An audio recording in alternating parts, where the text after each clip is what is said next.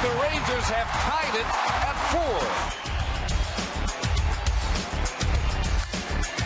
Lifted to right field. Patterson backpedaling, can't get it, over his head and off the wall, and the Rangers win it 5-4.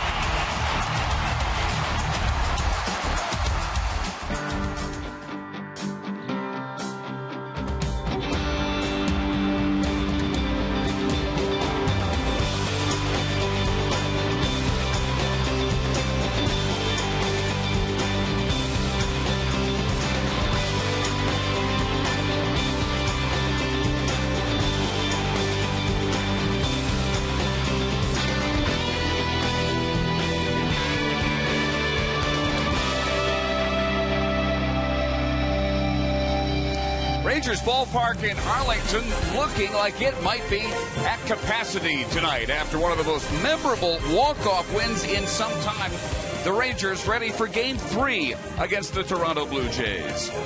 And welcome, Dave Barnett along with Tom Grieve. The Rangers are the first rotation in baseball to have 3 10-game winners, and tonight Alexio Gondo tries to become the first of that group to win his 11th game. And if he's anything like what he was earlier this week in Anaheim, you like his chances. Yeah, I like his chances based on what he's done this year for sure. You know, before that start in Anaheim, he had 13 days off. The Rangers wanted to rest him after the All-Star break, make sure he's strong in September. He said he felt fine and didn't need it. And the way he pitched in Anaheim, pretty much believe what he said, because he didn't look like he missed any time at all.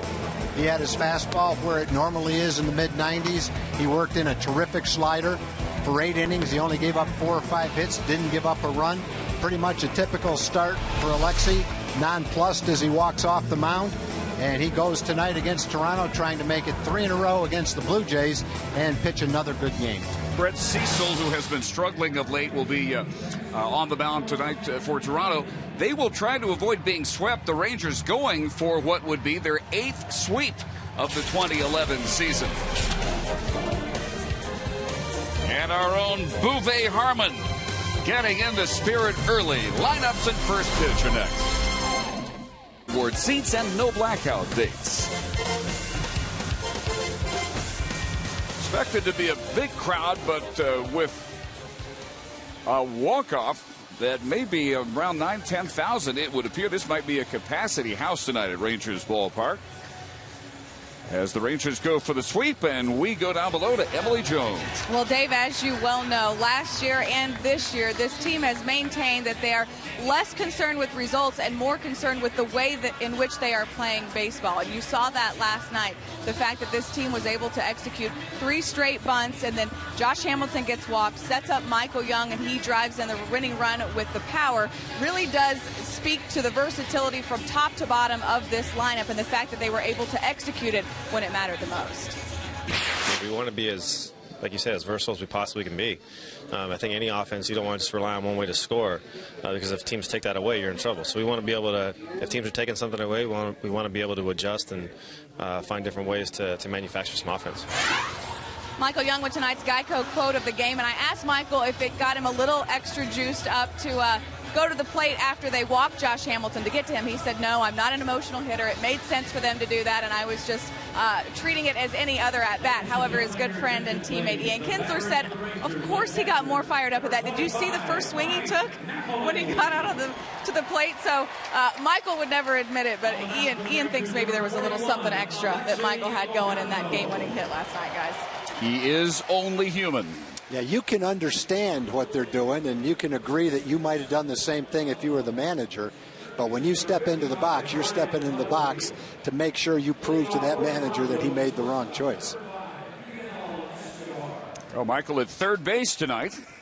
Last night it was Chris Davis, as Adrian Beltre is in day 2 of his 15-game trip to the disabled list with a hamstring issue. And first pitch of the night outside to Yunel Escobar as Alexio Gondo tries to go 11-3. Yeah, the 18 starts couldn't have gone a whole lot better for Alexi. 2.72 ERA is the 8th best ERA in the league.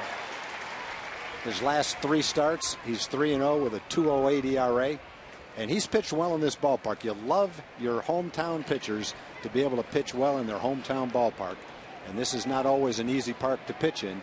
But Alexi's record 7-1, 2.54 ERA in 10 home starts is really excellent.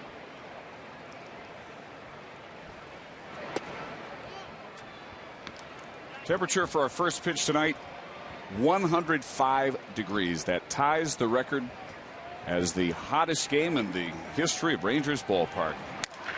Established 1994, and a leadoff base hit by Escobar to right field as we look at the rest of John Farrell's starting lineup for the Blue Jays tonight.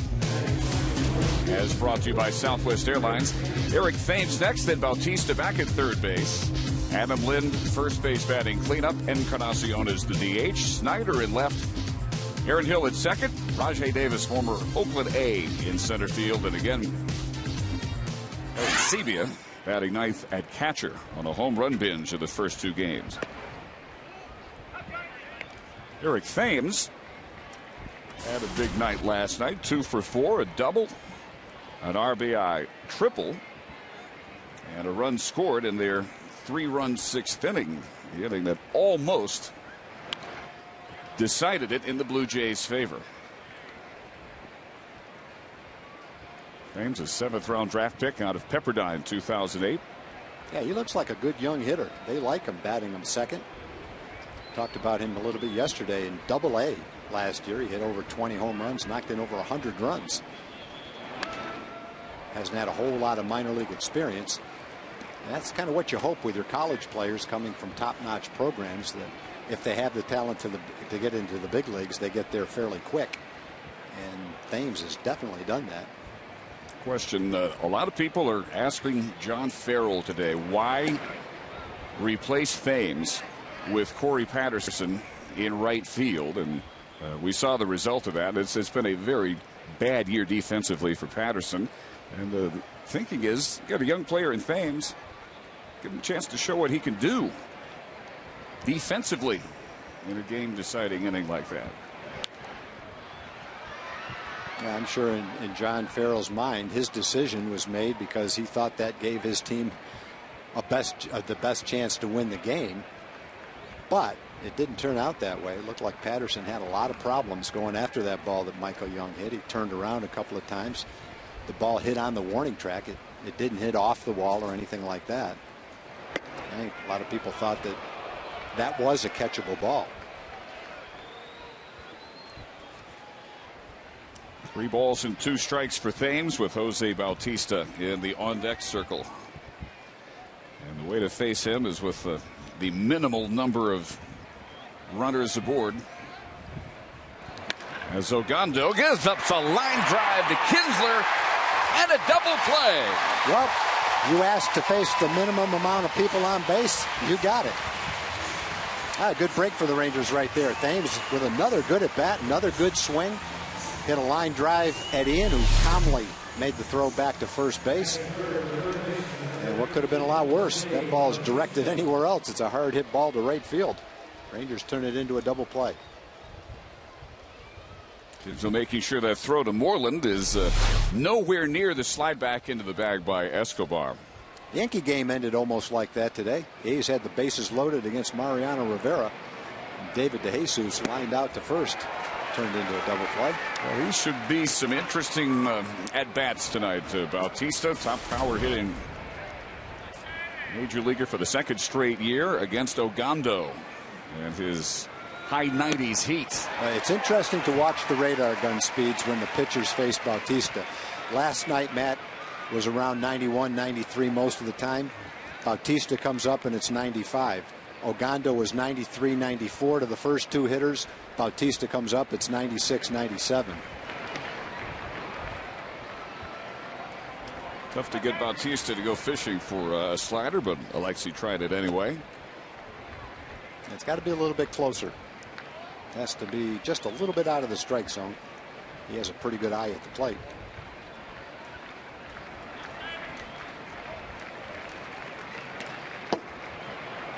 Two balls and 2 strikes. Bautista held as much in check as is reasonable in the first 2 games of this series.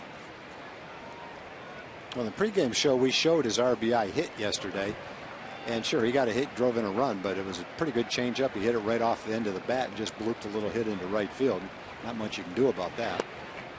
That's a good eye right there. That shows you the kind of eye and plate discipline that he has, that he can lay off that. It's a 2-2 pitch. He's seen a slider and a fastball. It's very close to being a strike, and he took it.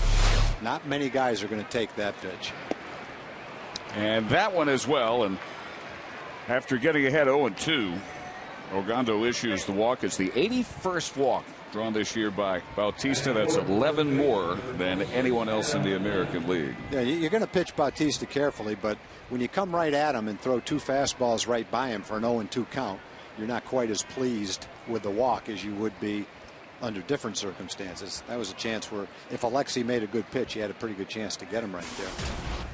So Adam Lynn, who has also been held as much in check as apparently is reasonable against the Rangers. One of the recent real Ranger killers has gone 1 for 4 in each of the first 2 games here, including an RBI double in the first inning last night.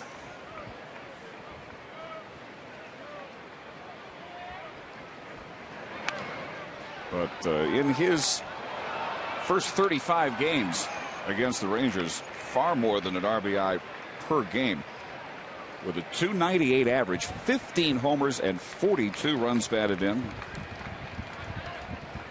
21 games here at the ballpark.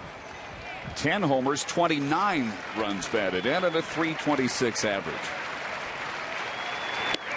And 3 pitches. All it takes for Ogando to take care of Lind. Blue Jays, a single, a walk, a double play, and the Kinsler, the Rangers, coming to bat. Ian Kinsler, as usual, leading things off at second base in the Southwest Airlines starting lineup. Followed by Elvis at short, Josh Hamilton in left. Michael Young cleanup hitting third baseman tonight with Cruz in right. Mike Napoli batting 6th and catching. Chris Davis is the DH. Craig Gentry in center against the lefty Mitch Moreland at first, and they will face 25-year-old Brett Cecil. Well, he's had 8 starts. He's spent some time in the minor leagues this year. His ERA is up there a little bit. 15 earned runs allowed in 7 innings against the Rangers. 8 of those came in 2 innings in his last start against the Rangers in Toronto last year.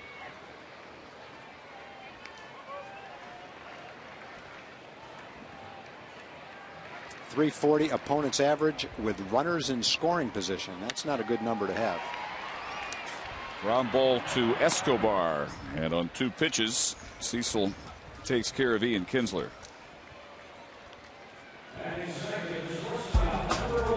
Behind Cecil defensively, Snyder in left, Davis in center, and Thames in right. With Bautista at third, Escobar at short, Aaron Hill at second, Adam Lind at first. JP Arancibia, impressive rookie, catching.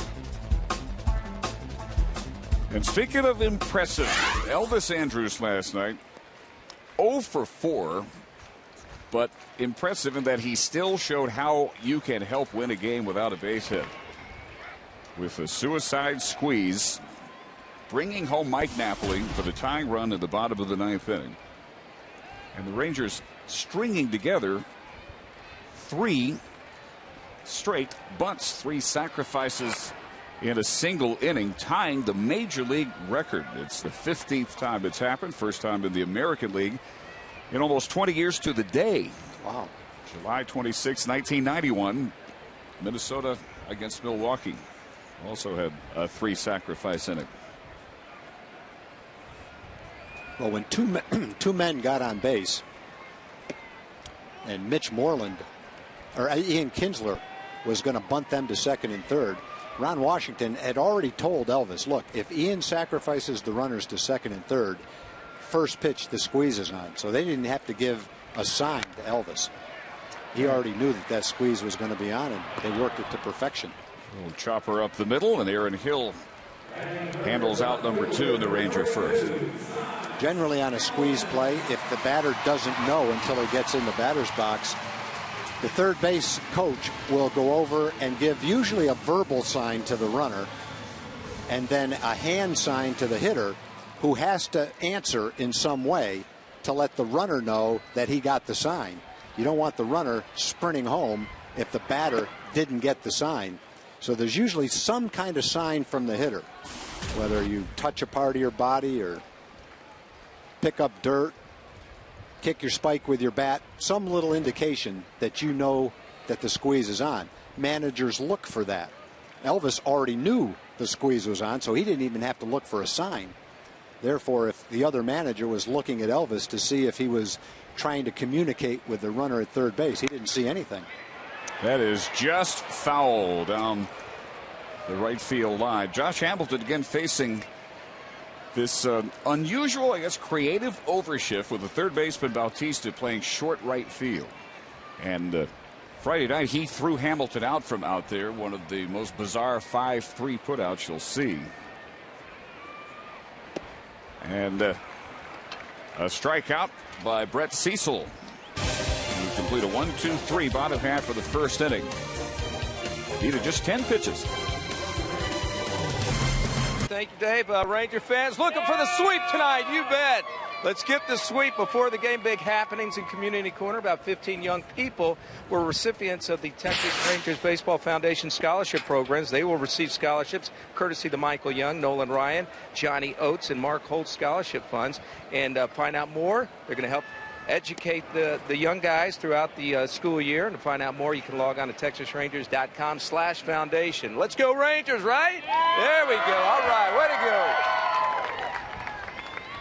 All right, and here is DH Edwin Encarnacion. A ball and a strike.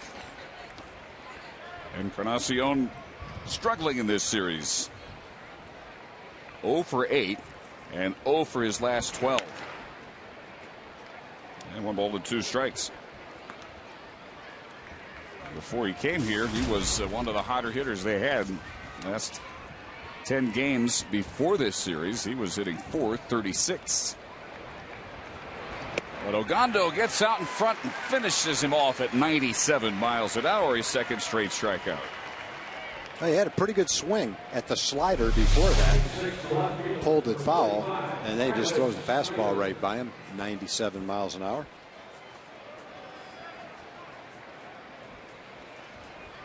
One gone in the second, and that brings up to left fielder Travis Snyder.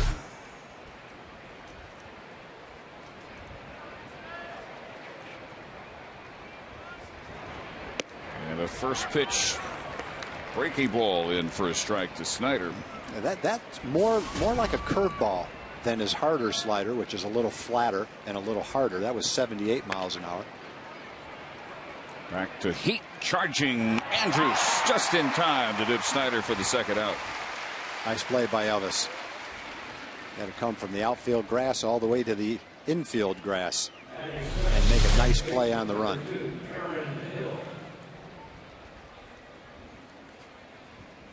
Snyder running pretty well, but hitless in the series now, 0 for 9. And with 2 outs, here's Aaron Hill, second baseman. And again, that first pitch curve for a strike. It's tough to walk up there and jump on the first breaking ball you see. So if he could throw that pitch for strike 1, it just makes it more difficult for the hitter who's already behind in the count and hasn't even seen his fastball yet. And one more thing in the scouting report for future opponents to have to consider. First pitch not always coming in at 97, 98. And I think that's the thing that's really allowed Alexei to be as successful as he's been, is his ability to use his breaking pitches in addition to his great fastball and throw him for strikes. Still working on his changeup. Doesn't throw a lot of them, but at times it shows some pretty good potential. He really hasn't developed into a strikeout pitcher. They don't hit the ball very hard off him, and a lot of the outs are weakly hit balls. But I think he'll get more strikeouts as his changeup gets better and better. See you later. Call strike 3. 1, 2, 3 go the Blue Jays on 11 pitches, including his second and third strikeouts.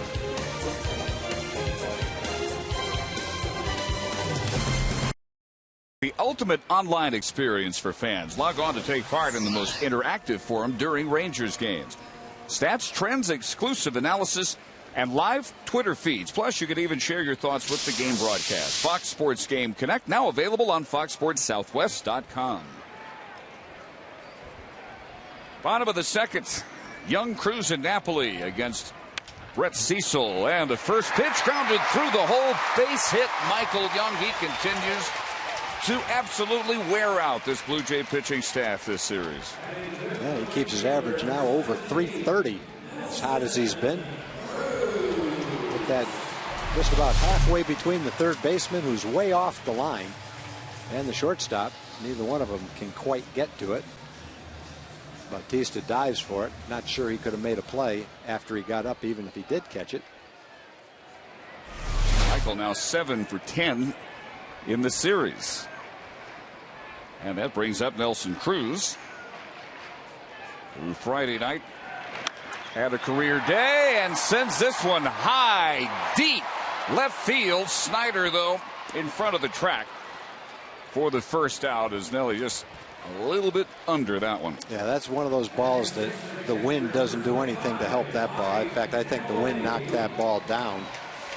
There's not a lot of wind, but the way the wind acts in this ballpark, if it's hit high, it tends to knock down fly balls. And he probably got underneath it a little too much. He knows it as he puts his head down and jogs toward first base. Had a great swing at it. Hit it on the good part of the bat. Just hit it a little bit too high. So 1 out, 1 on for Mike Napoli. He played a big role in the decisive bottom of the ninth, and he goes after the first pitch. And Tom, makes you think something in the report says Brett Cecil's first pitch is going to be something to your liking, because Young, Cruz, and Napoli have all gone after it here in the second inning. Yeah, I think a lot of hitters go up there saying to themselves, I'm going to look for a fastball on the first pitch, and if I get a good one to hit, I'm going to let it rip. You hear a lot of, in scouting reports, first ball, fastball hitter. And a lot of hitters are like that. And Cecil started the year off with 4 starts in April and then got sent to the minor leagues. His ERA was up around 7. Came back for 1 start, then went back to the minor leagues. And since he's come back, he's had 3 starts and pitched a little bit better. 21 innings, a 3.43 ERA in his last 3 starts. The former high draft choice, 38th pick in the 2007 draft, college pitcher, University of Maryland. Won 15 games last year for the Blue Jays. Led them in wins.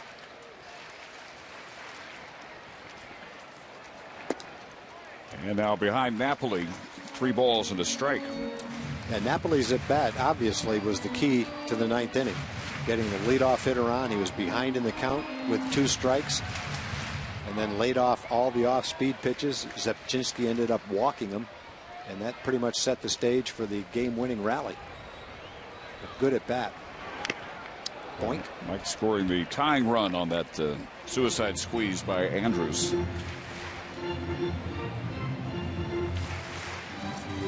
And 3-2 here against Cecil, who was a closer for the Maryland Terrapins. And trying to make the transition to Major League starter. They've worked with him a lot on repeating his delivery, staying mechanically sound on a multi-inning basis, obviously, which was not in his job description at Maryland. And before that, at DeMatha High School, maybe the best known high school in the country for basketball. But he was a high school baseball star at DeMatha. Grew up in a family of Yankee fans, and as he was a developing young pitcher, imitated the delivery of Andy Pettit as much as he could. And he strikes out Napoli for out number 2. Second strikeout for Cecil. He set up that changeup really well. With a high fastball that Mike fouled off. And then he comes back and makes that look just like a fastball. And keeps it in a great location, down and out of the strike zone. That was a good pitch. So he's taken care of a couple of big outs on strikeouts. Hamilton doing the first. Napoli here in the second. With 2 outs, here is Chris Davis DHing. after playing third base last night, called up for the third time this year from AAA Roundwalk, where he absolutely raked against any and all comers in the Pacific Coast League. 1 for 3, the RBI single last night, which put the Rangers on top 2-1 in the fourth inning.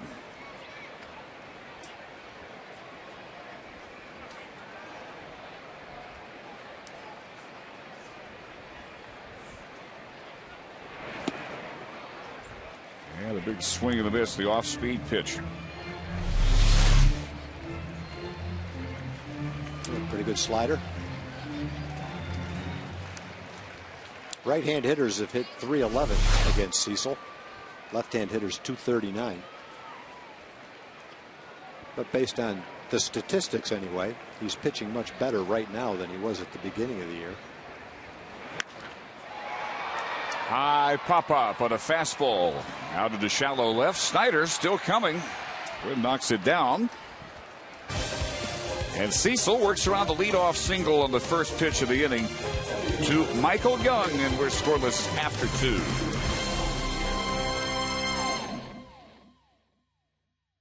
Geico Insurance, where 15 minutes could save you 15% on car insurance. By AT&T, rethink possible. And by Hyundai. People are talking about Hyundai uncensored. See what they're saying at Hyundai.com.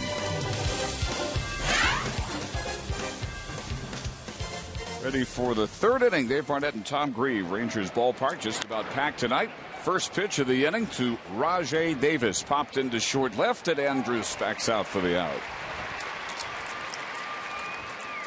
Yeah, Ogando had to throw a lot of pitches in the first inning, somewhere around 20.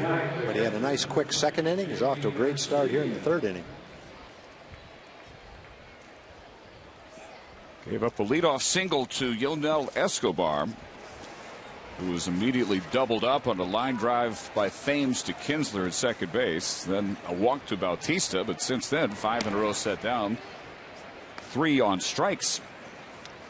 And here's the guy who's been the most challenging hitter for the Rangers staff in the first 2 games of this series. JP Arancibia, 3 for 6 in the first 2 games, all 3 hits, solo home runs, leading off innings.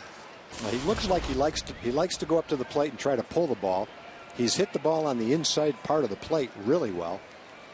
And that last pit fastball was away. There's one in, but at 95 miles an hour, he wasn't able to get the head of the bat out on it. Kind of coming out of nowhere, too. Before Friday, he had gone 13 games without homering. Had hit only 2 since June 9th. And lifts this one into shallow right field.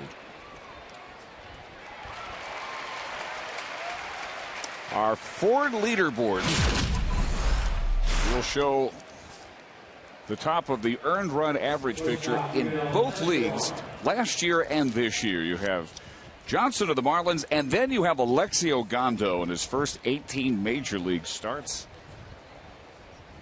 this year, and with terrific relief work last year. 233 earned run average, second in baseball. That is truly remarkable. So now it begins the second time through the order, and here's Escobar, who singled on the 4th pitch of the game. You know, the other number that's interesting for Alexi is kind of a newer statistic. They call it WHIP. Walks plus hits per innings pitched. And he's 5th in baseball in that regard. So it not only shows a pitcher who's tough to hit, but also a pitcher who has good control to go along with it. Pitchers like Verlander, Beckett, Weaver, and Cole Hamels are the only pitchers in baseball with a better ratio of walks plus hits per innings pitched. So far in this game, 1 of each. He allows just about 1 base runner per inning on a walk or a hit. That's pretty good. And against right-handed batters, he basically doesn't allow anything. Toughest to hit in baseball. A 160 average for right-handed pitchers against Ogando. overall average against him, 6th in the American League, 209. And lefties are really up against it. So Escobar extends the at bat. Yeah, Escobar is a good leadoff hitter. He's walked 45 times. On base percentage is close to 380 now. And you saw him lay off a tough slider, borderline pitch down and away. Good indication that he's got pretty good bat control.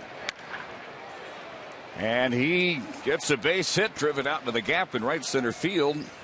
Gentry fires it back in to hold him to his 2nd straight single. So Escobar batting from the right side, 2 for 2. It's that fastball right on the good part of the bat. Stayed up a little bit for him, middle of the plate. Blue Jays have their 3rd base runner against Ogando. And here is Thames, first time up. He hit a sharp line drive, but right at Kinsler, who started the double play, 4-3, doubling off Escobar.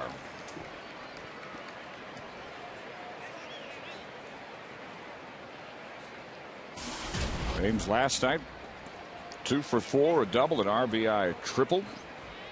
Scored twice. And again goes to the right side. A base hit past Kinsler.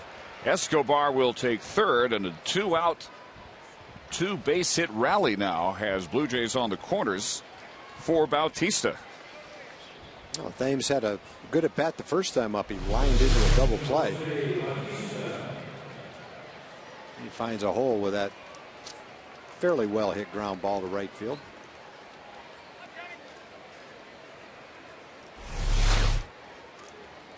So here is Bautista, who walked his first time up.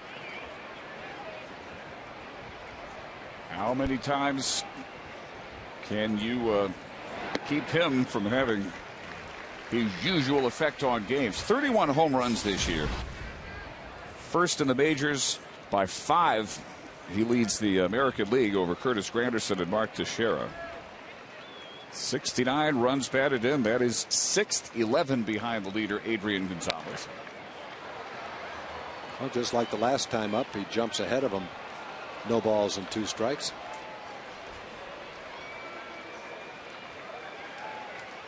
The big jump this year for Bautista in batting average, 330, which is virtually tied for 2nd in the league with Michael Young. Last year he hit 260 while homering 54 times, driving in 124 runs. So same power or even better. Add 70 points to the batting average, and that's what you're dealing with this year with Bautista. But again, Ogando takes care of him with high heat. 4th strikeout for Alexi, and that quashes down a potential 3rd inning rally for the Blue Jays with a couple of 2-out base hits.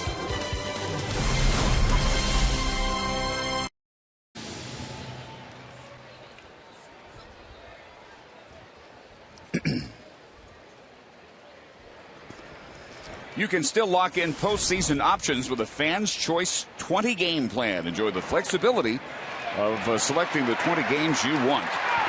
As Craig Gentry beats out an infield hit to begin the Ranger 3rd. Yeah, that was just an average bunt. That wasn't a great bunt.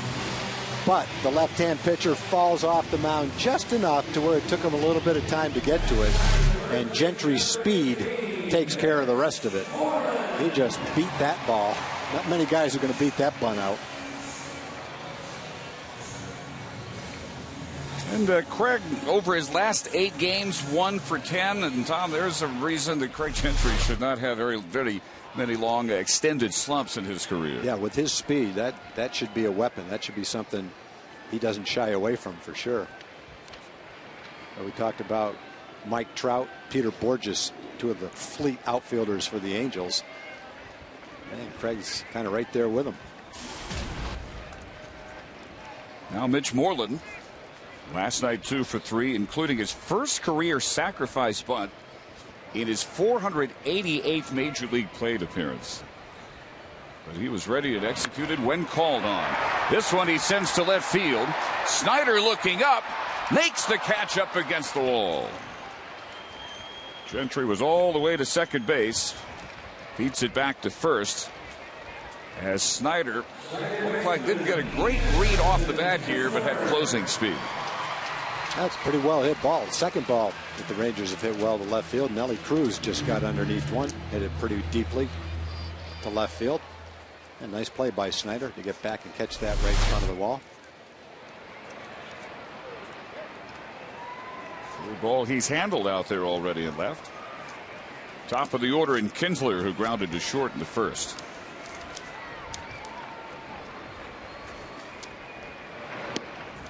Been another good day as far as the suites go, Dave. Got a bunch of people to get to today. Frances Schumann from LaGrange. She's in town for the game with her sister Janelle Schultz, her daughter Gayla Davidson.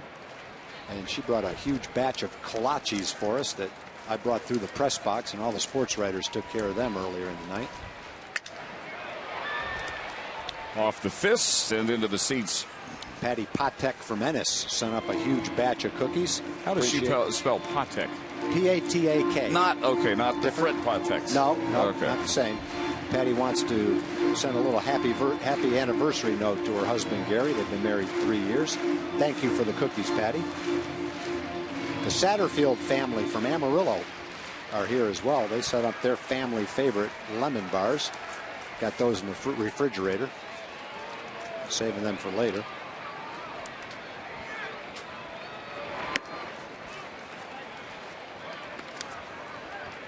We also had an amazing coincidence. Mildred Nesbitt from Longview, Texas, and also Danny and Judy Davis from Iowa Park, Texas, both sent up. Let me see exactly what they call those.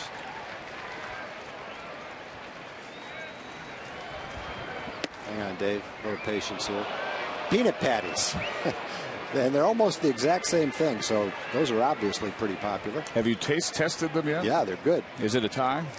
It's pretty much a tie. They're identical. In fact, Danny Davis is known as the Candy Man in Vernon, Texas. He brings them around to the banks and businesses around town. Thanks for sharing them with us, Danny and Judy. And also Mildred Nesbitt. Mildred's from Longview. So all sorts of sweets tonight. We have a 79th birthday wish to Bobby Martin. He's from Gainesville, watches every game. And also a get well wish to Mike McTighe, one of our tape operators. He's home recovering from shoulder surgery. Hope it's feeling better, Mike. And all that, and Ian's still at the bat. Not bad. Thanks for the long at bat, Ian. Ian's still in there, 2 balls and 2 strikes. And thanks to all the thoughtful people who send the sweets up to us. I wish you could see the look on the sports writers' faces when we take a big box of them through the press box before the game. They've almost gotten used to it. Every day they look to us and see what we're going to bring them. I wonder what the look would be on the sender's face if they knew they were going to end up in the sports writers. I think they'd be glad to know that we're sharing them everywhere. I hope so. We also have a freezer full of Woolies frozen custard from Fort Worth. Didn't bring that through the press box. We're saving that up here. We can save that for days in the freezer. Thank you, guys. That's a yearly event now for the last 5 or 6 years.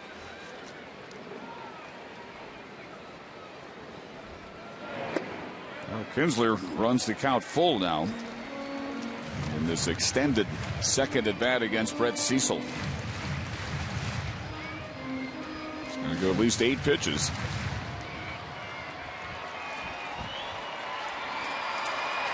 Cecil has allowed 2 base hits, leadoff hits, each of the second and third. Gentry at first after bunting his way on, takes off as this pop-up goes foul, and Adam Lind in the coach's box handles the second out. So Cecil finally wins that battle with Kinsler. And now here's Elvis Andrews, who grounded to second his first time up. Yeah, the other note of interest, Dave Anderson, the Rangers' third base coach, and his wife Janet had twins on March 25th. And the twins, Georgia, Eleni, and Olivia Alexa, are making their debut at the stadium tonight. They're here with the coaches' wives, and Ron Washington's wife. They're having a little welcome to the stadium party. So glad the Twins could be here for the ball game tonight. Enjoy the game in the Arlington suite, ladies. Hopefully it'll be another Ranger win. And hopefully the Twins will enjoy their first ball game. Gentry at first. Remember, he's 12 for 12 stealing this year. Hill bobbles, still recovers in plenty of time. And for the second straight inning, Cecil works around a leadoff base hit. Scoreless after 3.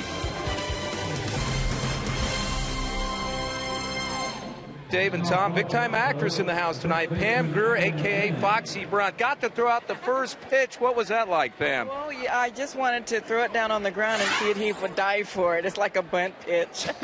Not bad. Now, what brings you to Dallas? Well, I'm here to celebrate the National Day of the Cowboy and the National Multicultural Western Heritage Museum and its fundraising efforts, and, of course, the Pam Grier Community Garden in Fort Worth. And we're going to start a community garden that's going to feed a community and teach nutrition and lower diabetes and a lot of the, the diseases that are going on that are really unnecessary in the community. Well, that is great as Ian Kinsler gets the ground out here. Yeah, got him out there. One quick question. What are you up to now? Understand that you are... yeah, definitely, for sure, right there. I'm a Rocky. Well, we don't need to talk about the Rockies right now. Rangers right now. That's what are you up to as far as movie-wise going on? I understand you're shooting a movie in New Orleans. Is that right? Right. I'm shooting a film with the Blair Underwood and T.D. Jakes. And it's a detective, it's a thriller. There we go. And I just finished, of course, Larry Crown with Tom Hanks and Julia Roberts is out. And my book, my memoir, has been re-released again, and it's going to be a film, and I'm meeting with directors on that as well. And I've got a film coming out with Russell Crowe that we shot in China, Man with Iron Fist, and I have another movie coming out with Bing Rames called Mafia, and a television series. So, I stay busy. There we go. The busy Pam Grier. Good seeing you, and enjoy the rest of the game. Thank you, Dave. How can I not? Dave, my friend Tom Renoni is hoping she makes a sequel to Bucktown the Twilight People. She played the Panther Woman in that movie. With co-star Fred the Hammer Williamson, right? Yep, Fred the Hammer Williamson was in that. That's Foxy Brown right there. One of Tom's favorite movies, evidently. Jim Knox gets all the great interviews. 1-2 pitch, ground ball, and Encarnacion thrown out by Michael Young. Michael back at third base tonight. 2 gone in the top of the 4th. And that brings up the left fielder Travis Snyder. 54 pitches, 38 strikes, just 16 balls from Alexi Ogando, who has struck out 4, walked 1, and allowed 3 singles. And Snyder looking for his first hit of the series. 0 for 9, 5 strikeouts. Blue Jays have lost 2 very different games. 12-2 Friday, 5-4 in the second game of the series last night. And the Rangers going for their 8th series sweep of the year tonight. And they will need to win to stay 4 games up on the Angels, because the Angels won 9-3 at Baltimore today. Tyler Chatwood improved to 6-6. Jeremy Guthrie now 4-14. The loss for the Orioles. Tom, you're talking about Mike Trout earlier. Great speed, and he hit his first major league home run today for the Angels. Yeah, I was watching that game this afternoon. Looked like it was going to be a pretty close game. It's 3-2 for most of the game. Nice pitch. Hard sinker. Strikeout number 5 for Ogando. 1, 2, 3 go the Blue Jays on 9 pitches in the 4th.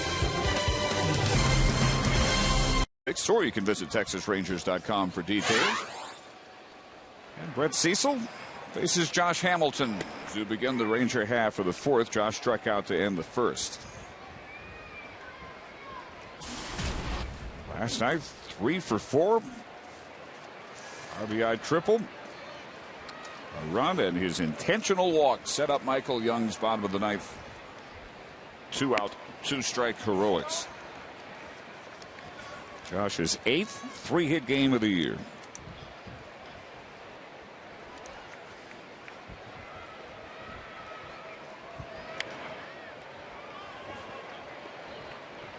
Brett Cecil has been tough for the Rangers to figure out. First 3 innings, only a leadoff single by Young in the second and a leadoff bunt single by Gentry in the third.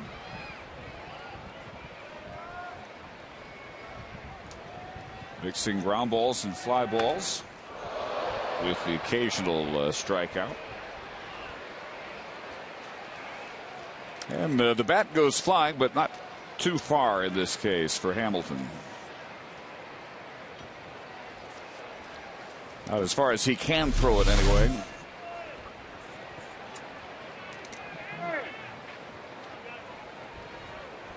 Yeah, he can get it a good 40-50 feet beyond that toss. Fortunately, that one stayed on the field, out of the seats.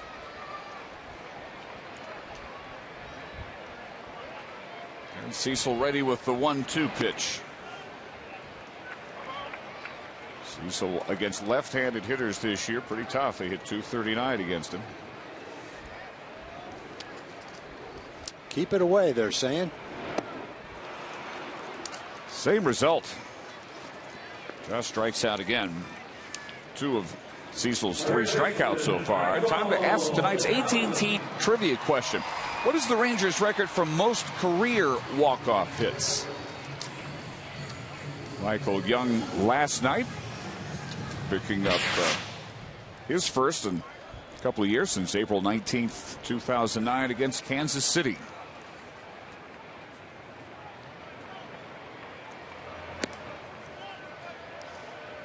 And it was Michael's 7th career walk-off hit. The fact that I give you that, pretty good indication that he is not the answer to our question.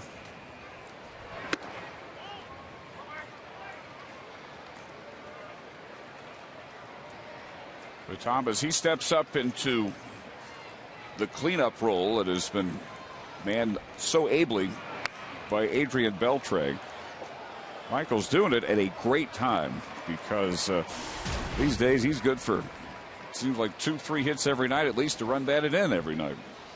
Yeah, Michael, like a lot of good hitters, he's suited to hit anywhere in the lineup.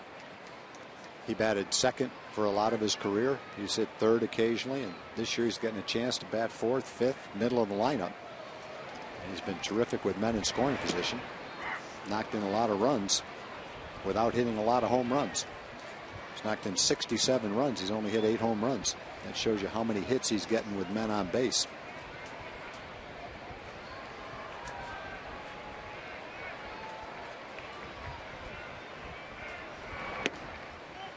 And Cecil trying to stay away from him as well. 3 balls and 2 strikes. Is this the case, Tom, so far of another guy featuring finesse? Yeah, he's got pretty good finesse, but he's got a little sneaky fastball too. His fastball can creep up there around 91 or 92. And he's had pretty good slider. He's thrown some changeups. I think he's just done a pretty good job of mixing up his pitches. Fastball is a little sneaky. The Rangers aren't having a lot of good swings at it, and he's thrown it in pretty good places too. And so far, he's pitched pretty well. And it's the finesse types that tend to have more success against this Ranger lineup. There's a big guy on the mound, kind of throws straight over the top. Probably a little tough to pick up. Got some deception to his delivery. Thames racing in to make the catch and retire Michael.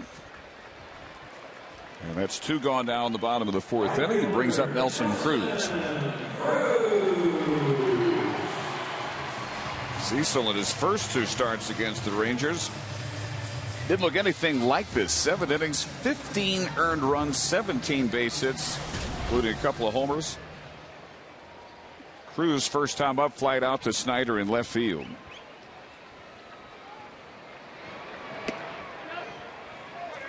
As another of the adjustments with Beltre out, has Cruz moving up from the 6 to the 5 hole. Chris Davis tonight DHing, played third last night. We'll also see Chris probably at some point play some first, maybe even some left field. Chopper handled by Escobar and dug out by Lind. And for Brett Cecil, he has his second 1-2-3 inning. We remain scoreless through 4.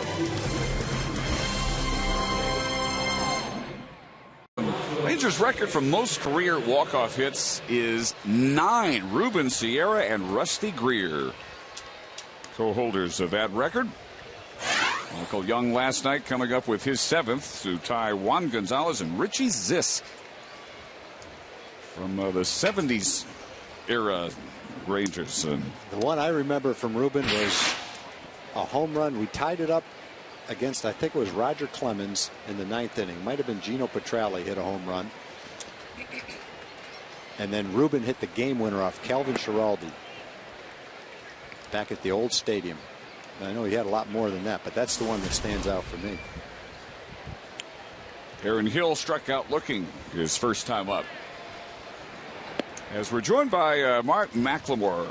How many walk-off hits did you have? Oh, my goodness. Too many to count? Not quite. Well, we didn't call them walk-off hits then. I probably had maybe 4 or 5 that I can remember. Back then, well, I do remember my first home run was a walk-off, and that was a good one. Yeah, back then they're just called game-winning hits. That's it.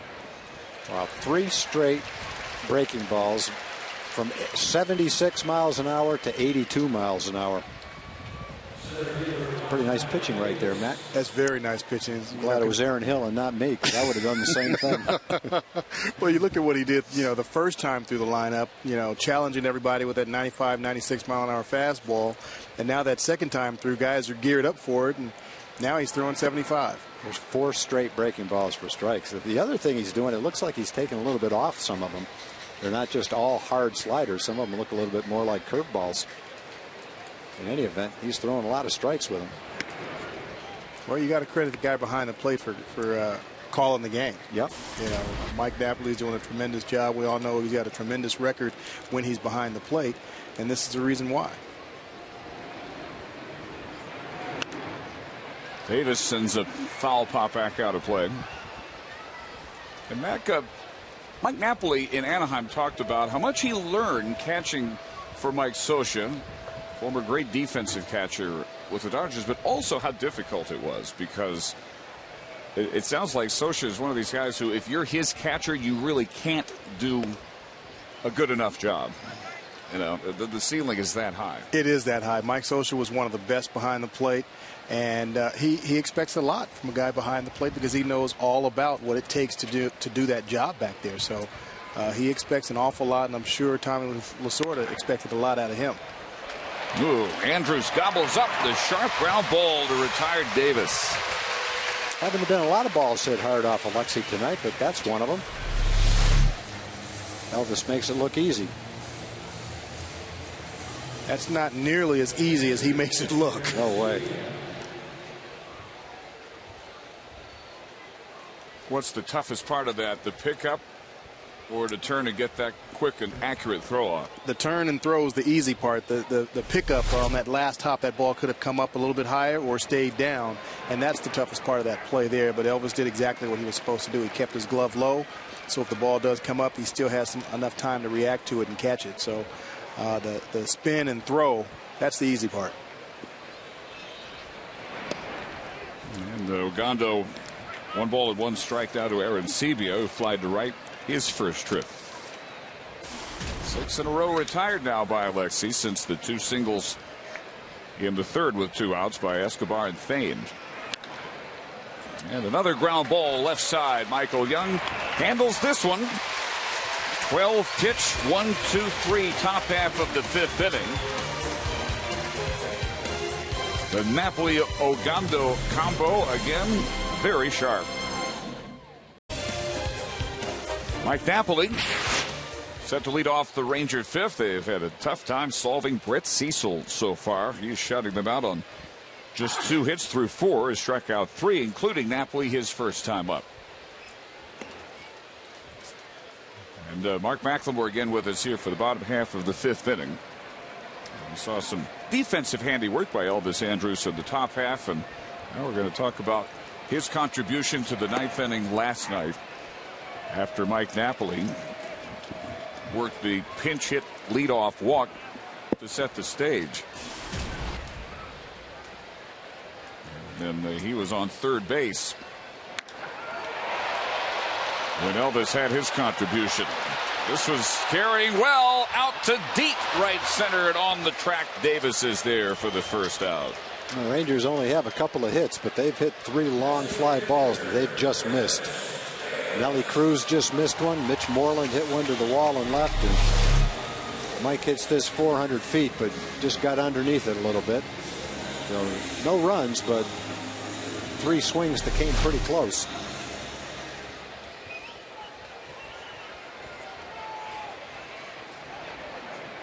Chris Davis flied to left deep his first time up.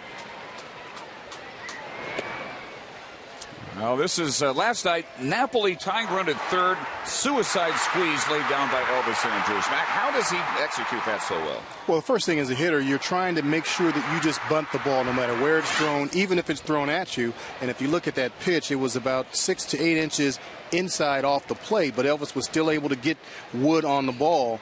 And you're not really trying to bunt it in a direction. You're just trying to keep it in fair territory. So even though it was bunted back to the pitcher, it was still effective enough to get that run score. But if you watch this ball, it's supposed to be outside, but it runs inside. And Elvis still gets it down and makes sure that it's on the ground and not a pop-up, because that's a double play. So it takes a tremendous amount of concentration to be able to put that ball down in that situation when everybody in the ballpark knows that you're probably going to squeeze because you're the number 2 hitter and you can handle the bat.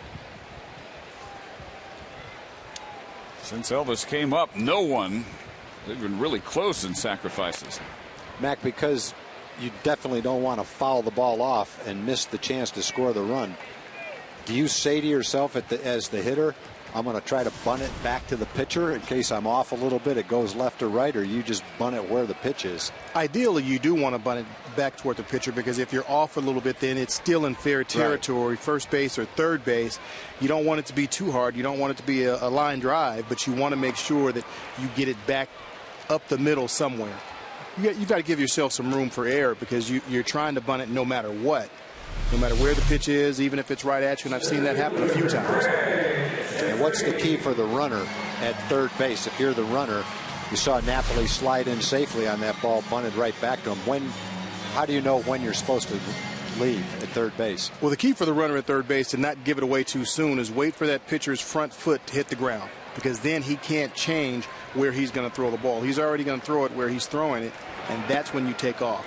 If you take off before that, then he can hit the batter, and then you've got to go back to third base. Yes, there's another guy on, but you don't score that run. So as that runner at third base, you've got to wait until that lead foot hits the ground. Here's Craig Gentry, who led off the third with the bunt single. One of only 2 hits allowed by Brett Cecil today. Yeah, that's one of those things you've got to really sell it as a runner. You know, you want to be looking around and, acting like nothing's going on, and then all of a sudden that foot hits down and you take off.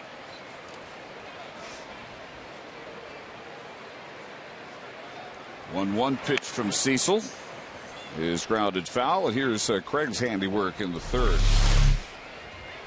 Great bunt by Gentry. Not perfect, not where he wanted. He was trying to push it towards second base, but Cecil's falling off towards third base. So when you've got a left-hander, you've got a lot more room for margin for error there in that instance. And with Gentry's speed, he can pretty much put a ball down anywhere and beat it out. It's just it's.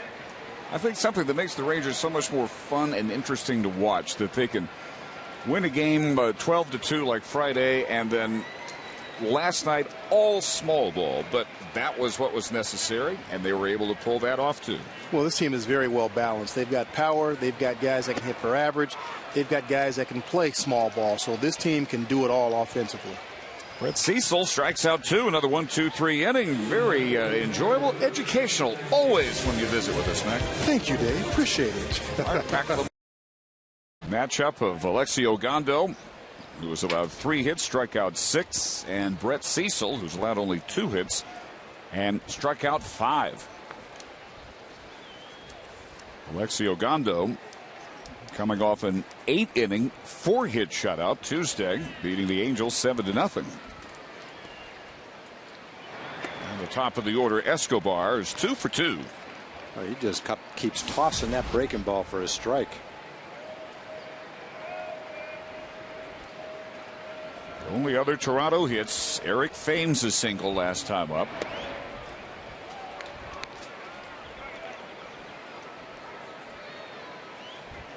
As the Blue Jays got 2 of their 3 with 2 outs in the third, but Ogando struck out Bautista to squash that threat.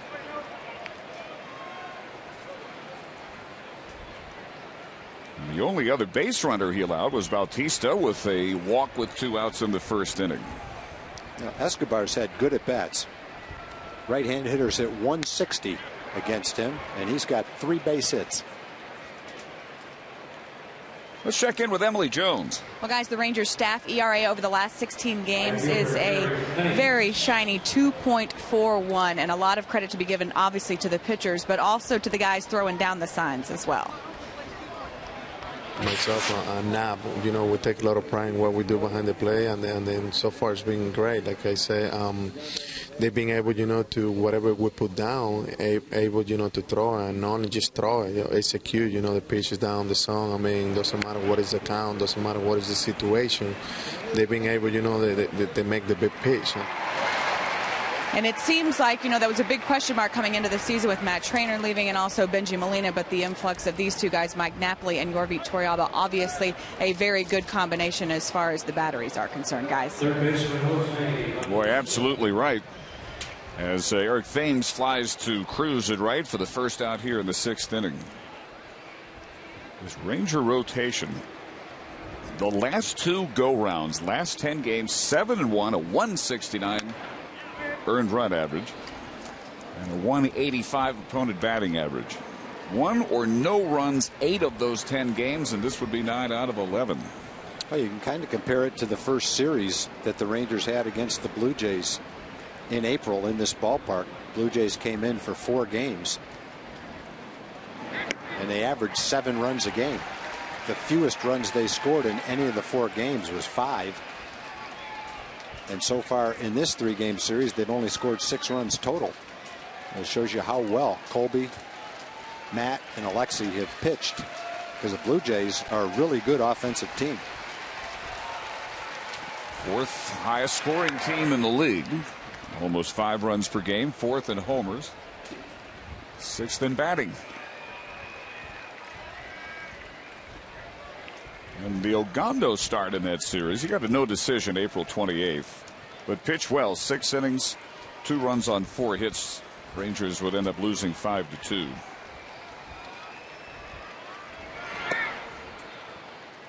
And 1-2 to Bautista, who has walked and struck out.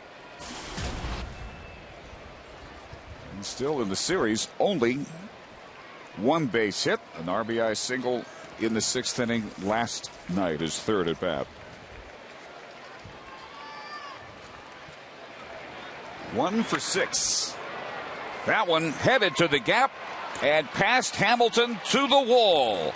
Escobar around third, headed home. Here's the relay, not in time, and the Blue Jays take a 1-0 lead on an RBI double by Bautista.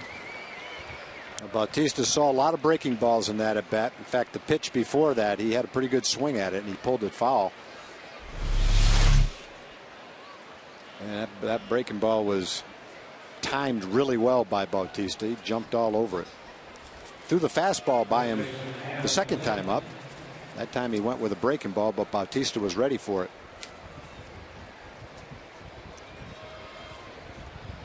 Scrambles back to the bag at second after his 70th run batted in of the year. And now 1 run on 5 hits for the Blue Jays as Adam Lind 0 for 2 with a strikeout and a ground out steps up.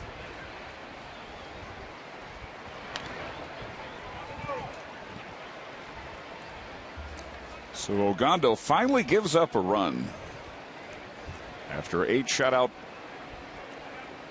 on Tuesday. First time in the 2 starts, but going back to July 6th that anybody has scored off of Alexi Ogando.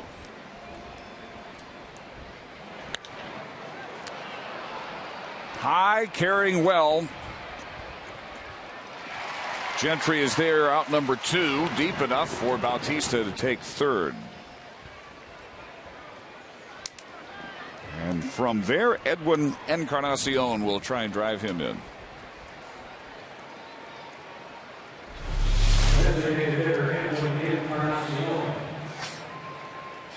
Gentry's got a strong arm. Had no chance to throw anyone out on that play, but just the way he got the ball into the cutoff man shows you his arm strength. Encarnacion tonight has struck out and grounded to third. Ogando still firing him in there. 96, 97, 83 pitches, 59 strikes, only 24 balls. 1 walk. That was Bautista in the first, and he's ahead 0-2. So Yundel Escobar, Ogando's thorn tonight, 3 for 3. And his leadoff single here in the 6th, setting the stage for the first run of the game. Not surprisingly, supplied by Jose Bautista.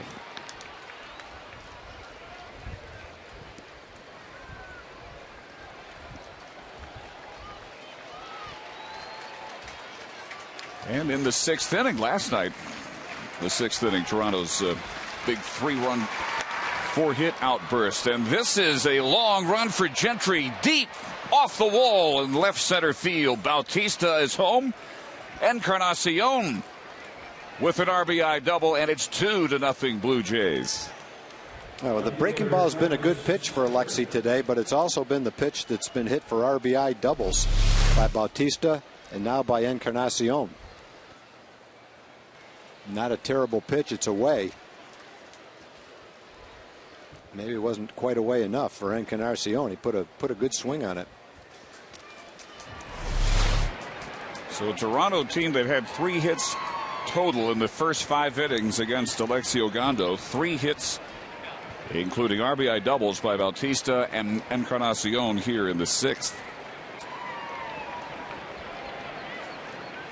And the Rangers through 5 being shut out on 2 hits by Brett Cecil, who now has a lead to work with.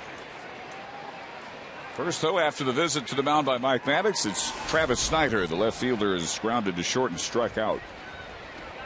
And in the series now, Snyder 0 for 10 with 6 strikeouts. And he grounds that one fair down into the right field corner. Encarnacion home to make it 3-0. 3 RBI doubles here in the 6th inning, as again the Blue Jays come up with a 3-run 4-hit top of the 6th. Yeah, again, it shows what I was talking about earlier. These guys can hit, and they've been shut down a little bit in the first 2 games. They did get 4 runs in yesterday's game, but this inning shows what kind of swings they can take. They've got a lot of good hitters in their lineup. Not always shown statistically. Snyder's only hitting .232, but he's potentially a good young hitter, getting better. Well, here's Aaron Hill, the 7th Blue Jay batter in the inning. He has struck out twice, looking in the 2nd, swinging in the 5th.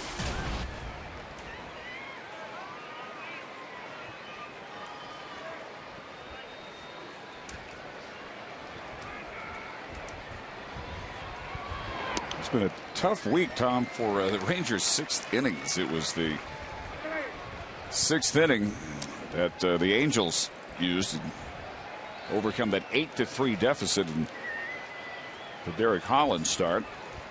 Put up 6 runs and finally win that one 9-8. Here's a check swing roller, and Moreland feeds Ogando at last, the 3rd out of this 6th inning. 3 runs, 4 hits, 3 doubles against Ogando. $100 at dinner for two to Sonic Drive-In. And tonight the Rangers are hitting for Desmond Edionwe, I hope, from Dallas. Pardon me, Desmond, if I just butchered your name, but if the Ranger hits a grand slam during this inning, Desmond will win $25,000. You can register at a participating Sonic restaurant. And the Rangers could use a Sonic slam, even a Sonic grand slam here, down 3-0 into the bottom of the 6th inning.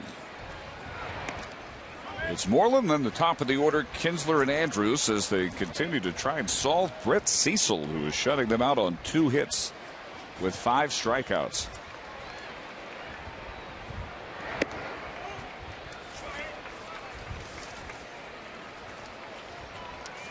And Moreland facing the same shift that they have employed against Josh Hamilton in this series, with Bautista moving from third to short right. First time up, Mitch flied to the opposite field to Travis Snyder in left. And again, it's another example of an extreme shift in the infield, while the outfielders are pretty much exactly straight away. Not playing Mitch to pull if he hits it in the air, playing to pull if he hits it on the ground.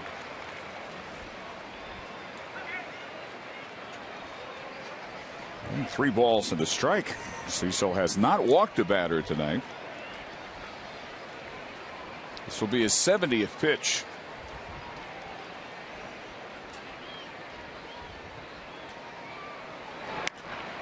And a line drive, diving catch by Bautista.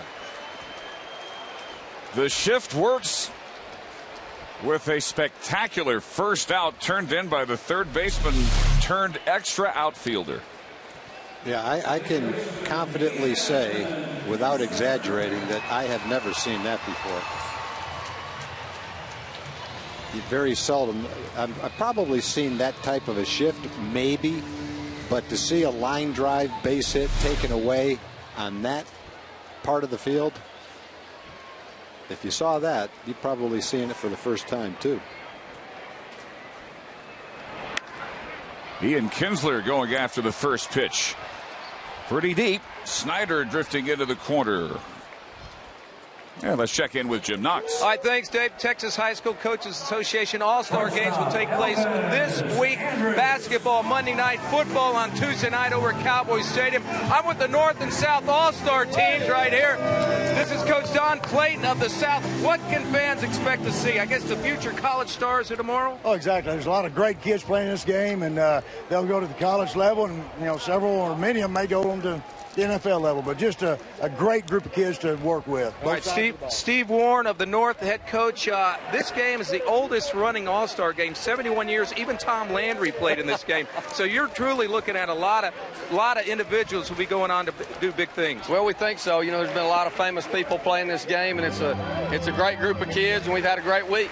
All right, there we go. Now, the Monday night will be the basketball All-Star game. You can see that on Fox Sports Southwest. Tape delay, 11 p.m. Webcast, foxsports.com live. Then Tuesday night, the All-Star game between these guys live at 7:30 on the website, foxsports.com. Tape delay, 11 p.m. on Fox Sports Southwest. Who's going to win, North or South? I think that's a little mixture. You got to tune in and see. Thanks, guys. Good luck. All right, we look forward to that. And in the meantime, Brett Cecil issues his first walk, and it's a 4-pitch walk to Elvis Andrews with 2 outs here in the 6th inning. Now, Cecil's got a really solid pitch count. He's only thrown 75 pitches. He's got a lot of quick innings, a lot of quick outs. And that ends a streak of 11 straight Rangers. Retired. Back to the overshift for Hamilton, who has struck out twice.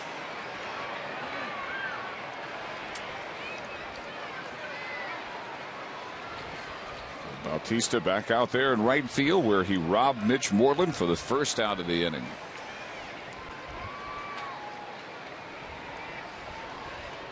And Tom, for you to say you have never seen what Bautista did to Moreland, I think that's good enough for me that probably no one has ever seen that. There's some people that have been around longer than I have, but it's pretty confident that you can say that, because number one, it's very rare that you see such an extreme shift with the other shifted player being that far out in the outfield, and then to catch a ball that deep and a line shot.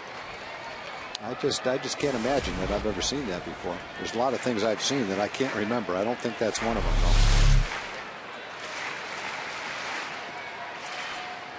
That's a beautiful play. Hamilton just does not appear to be picking up Brett Cecil's pitches very well. You know, in this situation where Josh is struggling a little bit against Cecil, you've got the whole left side of the infield. I'm not advocating a bunt, but if you did bunt, you could almost bunt for a double. If he bunts the ball hard down the third baseline, and you're down by 3 runs. He was trying to go that way. That was a good idea. Speaking of things we've never seen, well, I would love to have seen a bunt double. Instead, we see out number 3 on the pop-up. And the Rangers' frustration continues to grow against Brett Cecil.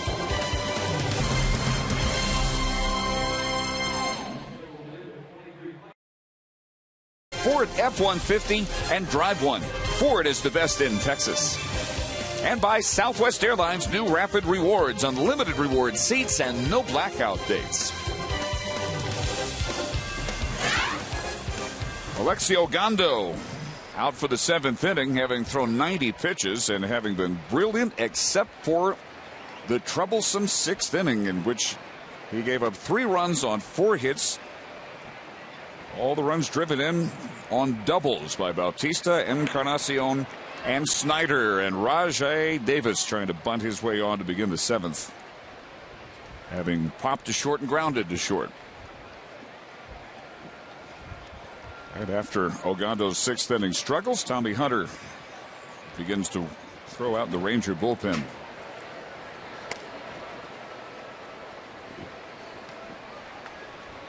First 5 innings, Ogando was shutting out Toronto on 3 hits.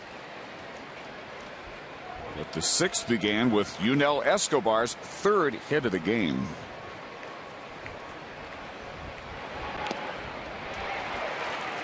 And now 0-2 to Davis. He'll be followed by Aaron Sebia, and then again at man Escobar. So there's one issue. Ogando trying to come back out and regain his top form here in the inning. And then Tom, the Rangers got to at some point get something going against Brett Cecil, but he continues a 2-hit masterpiece so far through 6 innings anyway.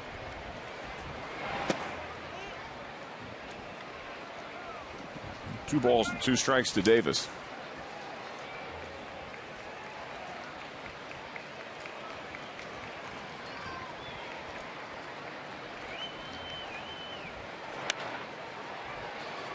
Josh Hamilton plays Davis perfectly for the out. And let's go to our Fox Sports Southwest studios now for a McDonald's Dollar Drink game break.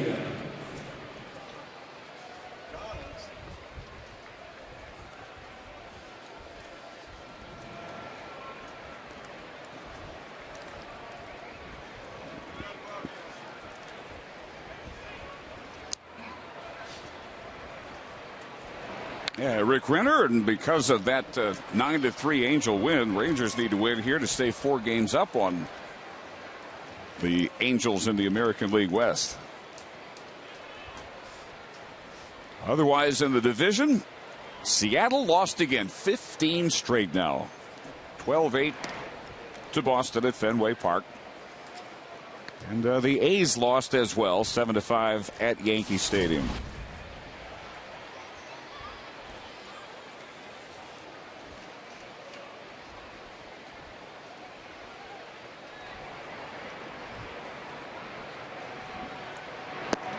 Two and 1 to Aaron Sebia. Ogando has handled him so far tonight. A fly to right and a ground to third.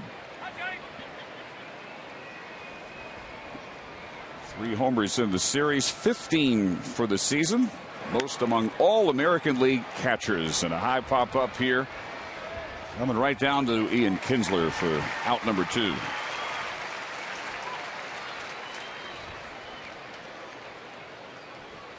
.99 pitches now for Ogando.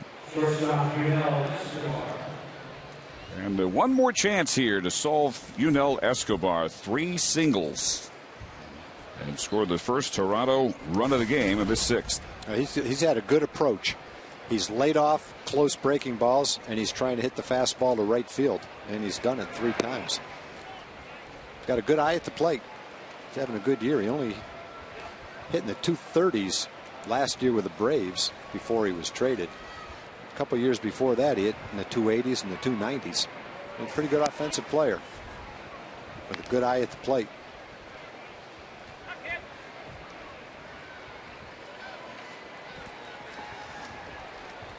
Before he went 0 for 4 Friday, he had reached by hit or walk in 25 consecutive games. Bounce back last night, 2 for 4, including a double and a run in that 3-run 4-hit Toronto 6th.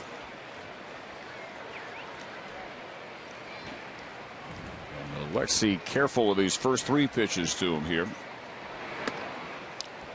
All 4, in fact. And Escobar aboard for the 4th time tonight. That'll bring up Eric Thames, but Ron Washington will come out and get Ogando after 103 pitches, 69 strikes. It looked like in that at bat that Alexi was tired. Didn't come really close to the strike zone with any of those 4 pitches. And I think that's a good move by Ron if in fact he is going to make a change. Looked like the right time to do it.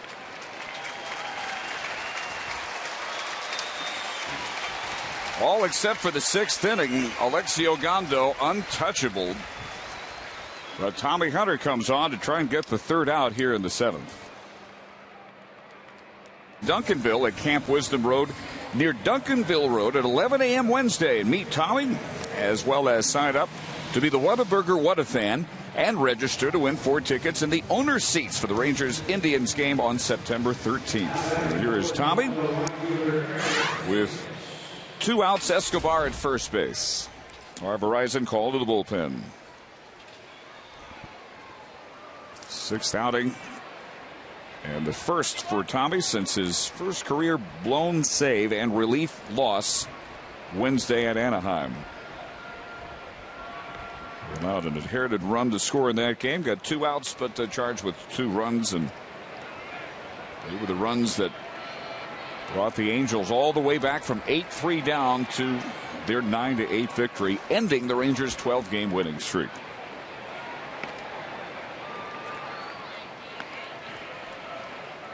And with Escobar at first, Eric Thames 1 for 3. He lined into a double play in the first, singled in the 3rd, fly to right last time up.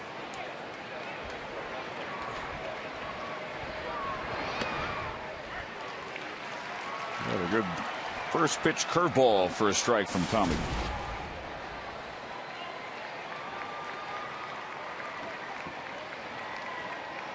Before Wednesday, it had been since July 9th against the A's. Last time Hunter had seen action.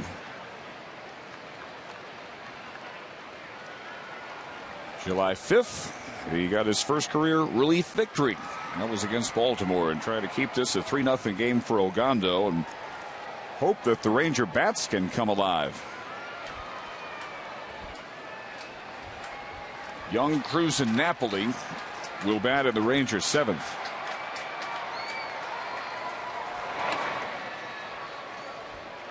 And again, Tommy Hunter showing that increased velocity in this new role. Yeah, I think if he pitches in short stints, he can show that velocity.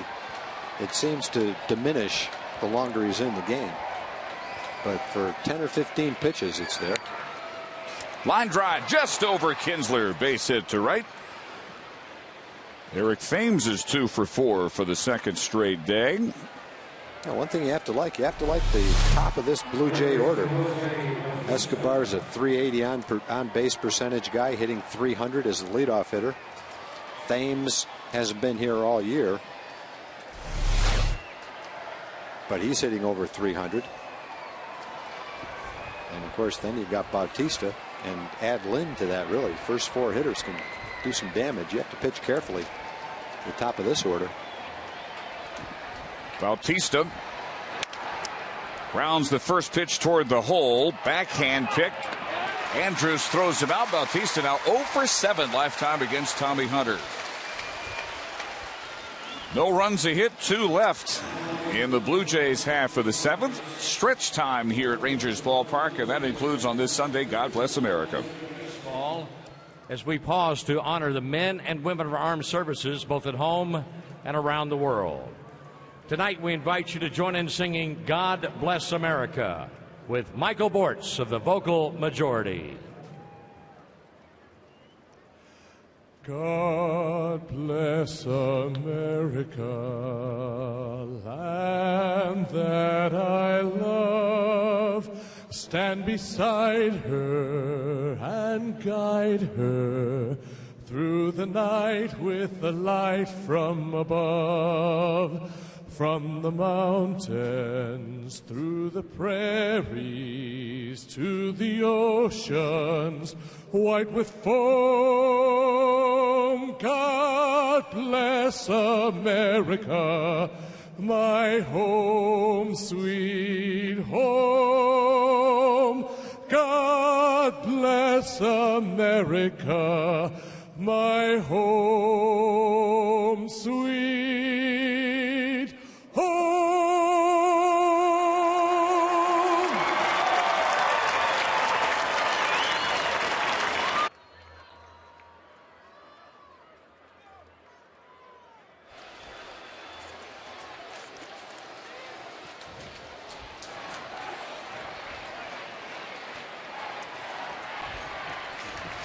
Brett Cecil works to Michael Young to begin the bottom half of the 7th inning, and the Rangers in dire need of base runners. They've had only 3 all day against the 25-year-old from Dunkirk, Maryland. Young was the first. He led off the second with a single. The only others were Craig Gentry with a leadoff bunt single in the 3rd, and Elvis Andrus with a 2-out walk in the 6th. And he's only thrown 80 pitches. He really has been on top of his game.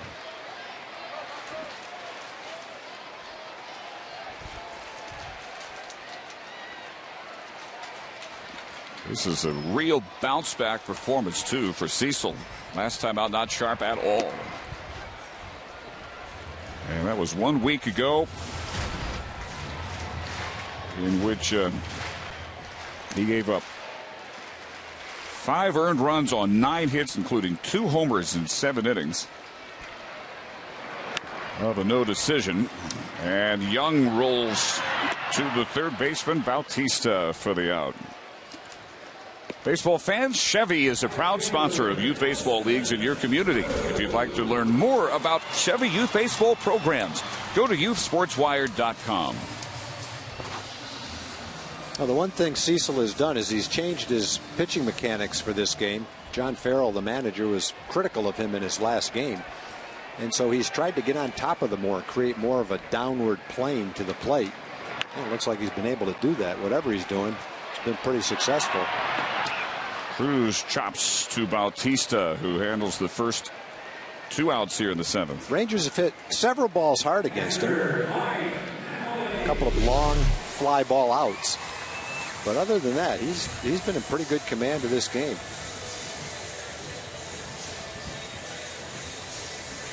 The outing before last, which was the 10th of July against the Indians, he went 6 innings, allowed 1 run on 7 base hits, and beat the Indians 7-1 at that game. So this more of a return to form from 2 starts ago for Cecil, who came in 2-4 with an ERA of 5.59 in his first 8 starts. Yeah, and I guess you'd have to say he's a much different pitcher now than he was early. His first 4 starts of the year got him sent back to the minor leagues with an ERA around 7. But since he's come back to the big leagues, actually for the 3rd time, he's been a lot better. This is his 4th start since that recall.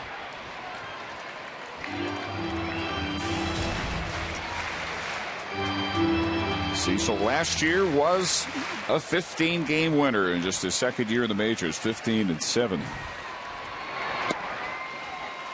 Napoli taking all the way 3-1. But Cecil really struggled toward the end of last year.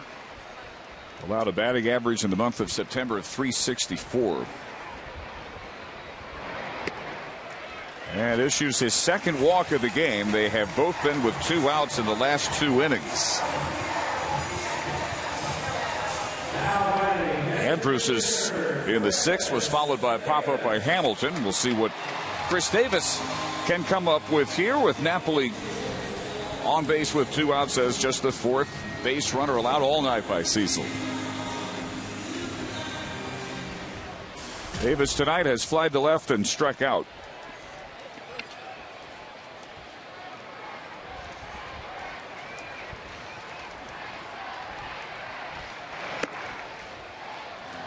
And takes the first pitch high. Boy, look at that consistency. Between 10 and 15 pitches in every inning. This is the 13th pitch of the 7th. And should be the last, as Snyder comes in to handle the high pop-up. And now, through 7 innings, Brett Cecil still working on a 2-hit shutout, leading 3-0. Rangers trail Toronto 3-0. David, time for the Ranger fan of the game. You may recognize these guys. Last year, 1 year ago from today, they got married here at the ballpark. Dominique and Aaron Rios celebrating their 1-year anniversary. Dominique, how's it been going for 1 year? It's been going great, man. Love it. Really? How's it been going? No, it's great. I love it. Better than advertised. Smooth as ever. Big-time Ranger fans. Aaron, you guys could have gone anywhere. Why here at the ballpark? Because we love the Rangers! There we go. All right, here are the anthems. There we go. Congratulations, Ranger. Fan of the game, yeah!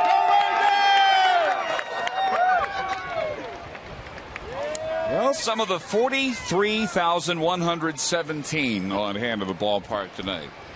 And that is a big walk-up after last night's walk-off victory. But tonight, all Brett Cecil and the Blue Jays with a 3-run 6th inning. Tommy Hunter gives up a ground ball, handled to the backhand nicely by Ian Kinsler, and Adam Lind is 0 for 4. Yeah, that was a tough little hop right there. It wasn't a hard hit ball, but Ian didn't have a choice. He couldn't wait back on the ball for the hop. He had to kind of challenge that short hop. And as we've seen countless times this year, he has no trouble throwing while he's running towards second base. It's 3 games against the Blue Jays. Their second trip in this year, averaging right at about 40,000. And here is Encarnacion, who had an RBI double and scored the 3rd 6th inning run. Before that, he had struck out and grounded to 3rd. Alexio Gondo, another a quality start tonight in 6 2/3 innings. 3 runs on 7 hits. He struck out 6 and walked 2. Through 103 pitches, 69 strikes. But Alexi on the hook right now to end a 3-game winning streak. Remember, he began the year 7-0 and then lost 3 straight decisions and won his last 3 with an ERA of 2.08 coming into this start tonight. Tommy Hunter came in to get the last out of the 7th after he allowed a single to Eric Thames.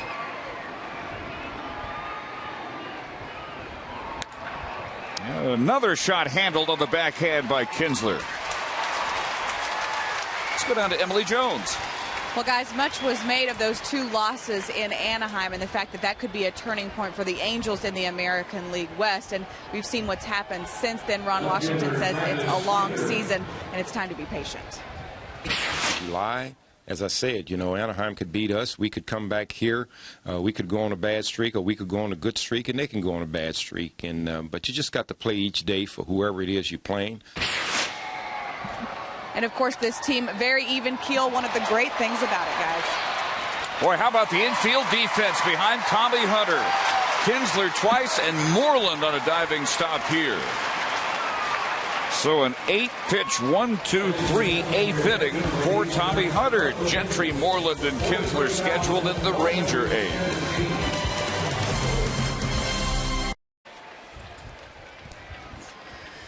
Tomorrow, the Rangers host the Minnesota Twins, and all fans will receive a Michael Young T-shirt honoring the franchise's all-time hits leader.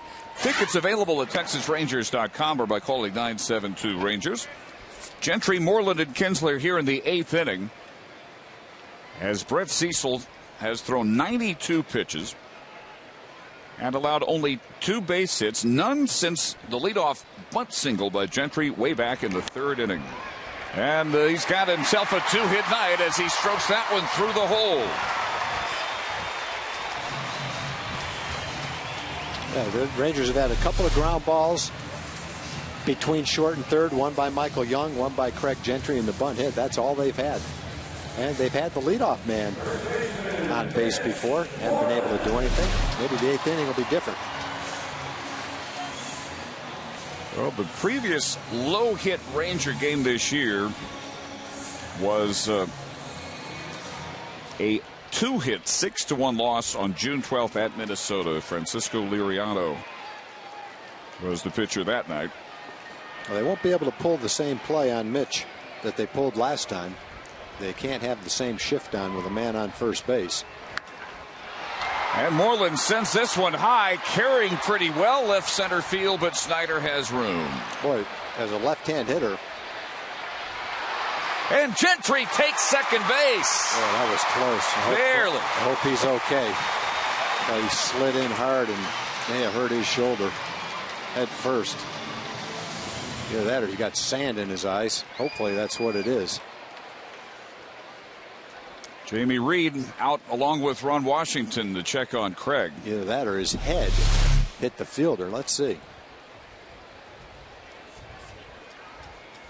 Yeah, it looked like his helmet came off and his head hit the infielder's knees. And after his helmet had gone off. Wow. Yeah, that was exactly what it was. Wasn't actually his knee, but halfway between his knee and his waist. As Craig slides and comes up, you can see the collision right there. So instead of worrying about something involving the skull, you worry about the neck muscles there. Good to see him at least up on his feet as Andy Chavez prepares to pinch run. Yeah, Mitch against the left-hand pitcher who's pitching such a good game. Mitch has had 3 good at-bats. 2 long fly balls that he just got underneath the left field.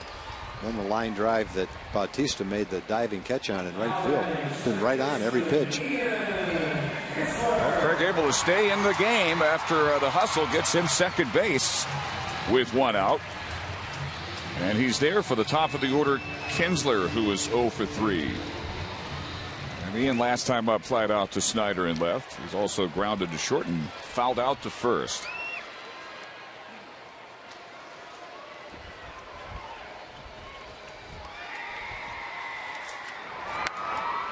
Yeah, he pops up the first pitch here. Thames toward the line for the second out.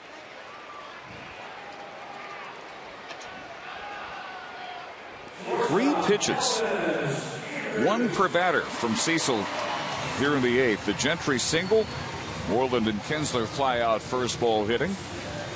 And here's Elvis, who was twice grounded to second, and last time up he walked on 4 pitches. One of 2 walks from Cecil. The other was with 2 outs in the 7th to Napoli.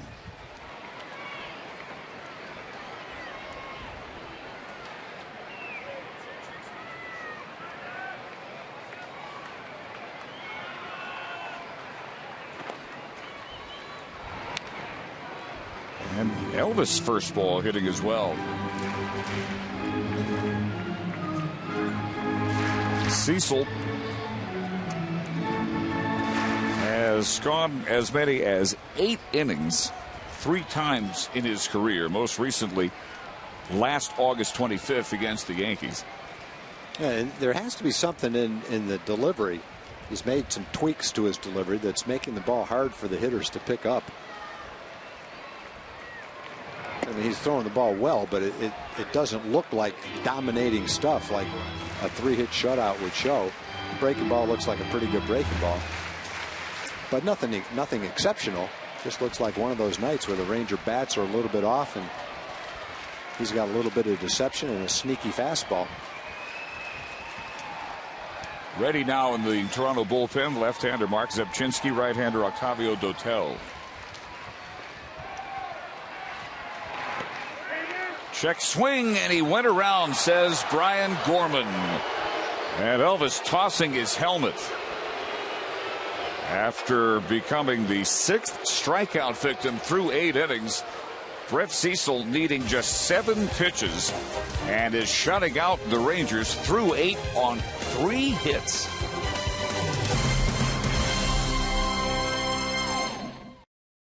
Seven o'clock here on Fox Sports Southwest, and our Nissan pitching matchup will have Derek Holland looking for his 9th win against 4 losses, and Nick Blackburn will get the start for the Twins. Tommy Hunter has worked an inning and a third with 4 groundouts and a base hit allowed to the first batter he faced, Thames, back in the 7th. Aaron Hill, Rajai Davison, J.P. Arencibia in the Blue Jay 9th. And Hill quickly down 0-2. 0 for 3, 2 more strikeouts tonight. 1 for 10 in the series, 5 for his last 32. So Hunter coming right after him here. And a quick 3-pitch strikeout. Yeah, he's not that easy a guy to strike out. He's coming into the game, he only struck out 44 times, been up 319 times. The Ranger pitchers had his number tonight. Boy, Tommy is firing strikes to everybody. 16 pitches, 13 strikes, only 3 balls. And here's Davis 0 for 3. And he looks at strike 1.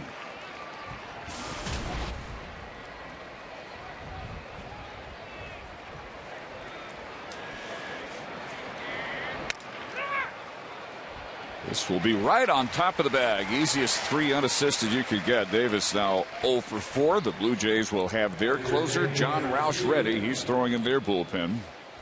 Well, personally, I hope they bring him in. The way that Cecil's throwing right now, the Rangers haven't mounted much of a challenge to him. Well, not that Roush is a soft touch, but a change of pace might be good. I hope they do bring him in. I can't imagine Cecil's not going to go out for the 9th inning and get a shot at the shutout, though, the way he's throwing right now. Arencibia tonight 0 for 3. He's flied to right, grounded to third, and popped to second. 3 homers in the first 2 games of the series. And this one, trouble if it stays fair, which it does not. It slices foul, and it's 1-1. Boy, it could not possibly be any tougher with Roush than it has been through 8 innings with Cecil. 98 pitches, 3 hits, 2 walks, 6 strikeouts.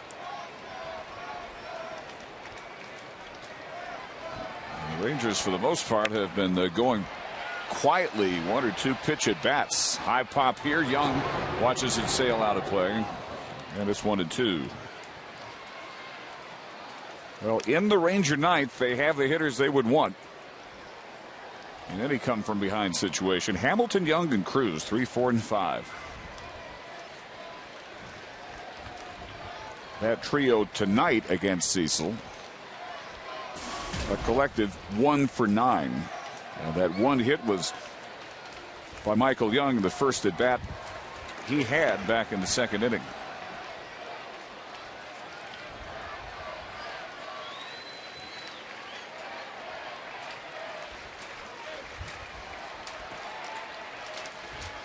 Very sharp relief performance by Tommy Hunter tonight, as he finishes off another 1-2-3 inning with a strikeout of Arencibia. Last chance for the Rangers. Josh Hamilton will lead things off. Or it's unlimited reward seats and no blackout dates. And buy your Texas Ford dealers. Check out the Ford F-150 and drive one. Ford is the best in Texas. Brett Cecil has never gone beyond 8 innings in his first 2.5 major league seasons. He's out here in the 9th, and he starts Josh Hamilton with ball 1. Josh 0 for 3, 2 strikeouts and a pop-up. And the shift is on again. It's 2 balls and no strikes.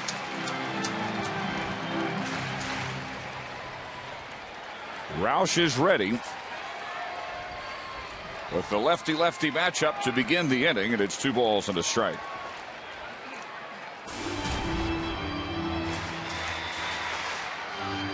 "101 pitches now for Cecil. With a chance at his first complete game, let alone complete game shutout. 3 balls and a strike.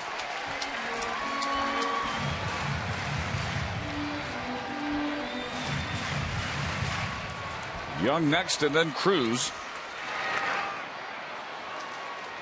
And 3-2 to Josh. It just really looks like he has deception in his delivery. They're having, it appears anyway, a hard time picking up his fastball. They're a little bit late on it, fooled by his breaking pitches. That was a pretty good pitch to hit. Looked like Josh was a little bit late on it. Flips that one the opposite way. So we'll see if John Farrell gives Cecil a chance at the complete game, with the right-handed hitters due next. And his right-handed closer ready out in the bullpen. The 3-2 pitch, dribbled and mishandled, but Cecil recovers and gets the first out of the 9th. Looked like that might roll right up his forearm. He was able to capture it. Yeah, he was able to stay with it and make the quick flip to first base.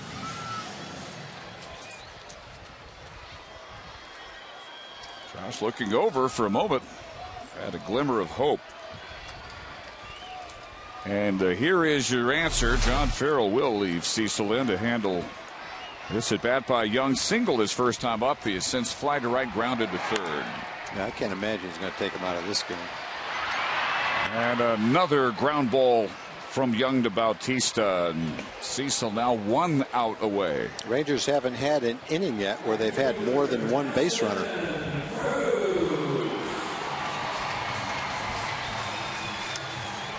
Blue Jays have 5 complete games this year. Last shutout was Ricky Romero against the Cardinals at Busch Stadium, June 26, 5-0. So here is Cruz, 0 for 3.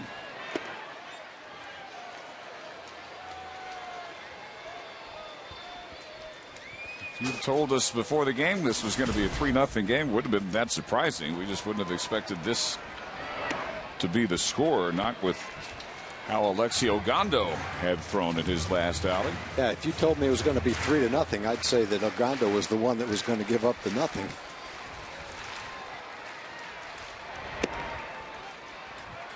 And that's exactly what Alexi gave up, except for the 6th inning. The Rangers had their second straight tough top of the 6th. 3 runs, 4 hits. Normally, with the Ranger attack at this stage of the game, we'd be talking about how it was another very solid start for Ogando. He's got a great chance to get his 11th win.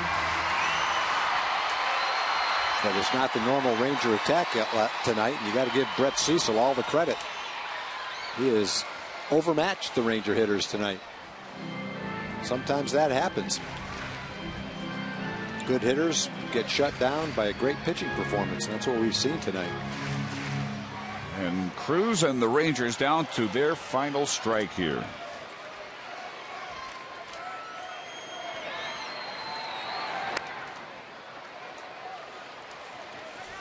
Off the fist, still 3-2. Mike Napoli would be next.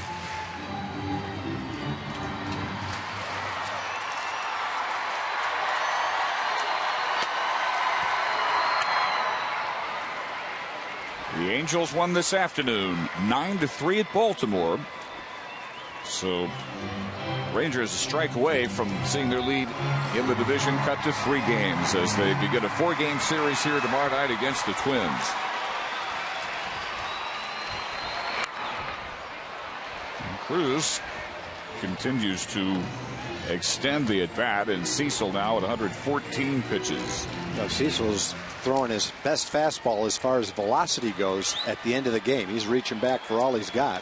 Try to finish this game off. Just about every pitch he's thrown in the last 5 have been 93-mile-per-hour fastballs. A young lady that came to the game with a glove and waited through almost the end of the game, and she finally got one.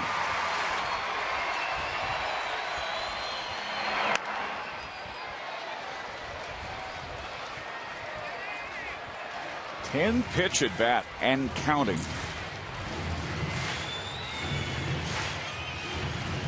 It's Nelly Cruz not being cheated here. Here's the 11th pitch. Bautista, bare hand, not in time, and the Rangers are still alive.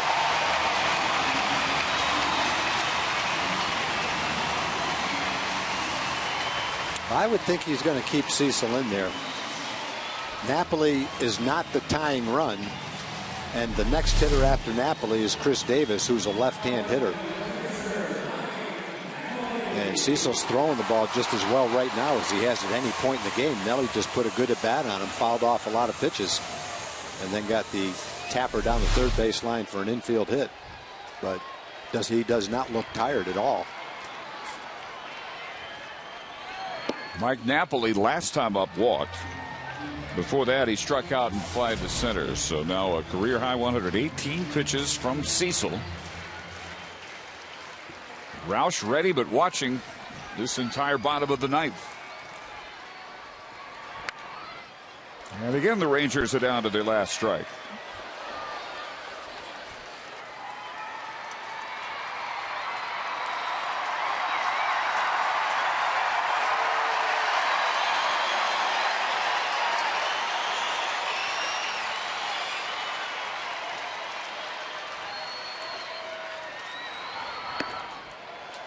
One and two to Napoli. Should he reach, Chris Davis would be next. Yeah, if he reaches after a long at bat, he'll be pushing his pitch total somewhere up to around 125, 6, 7, right around in there if Chris gets a chance to hit. Hope we get to that point.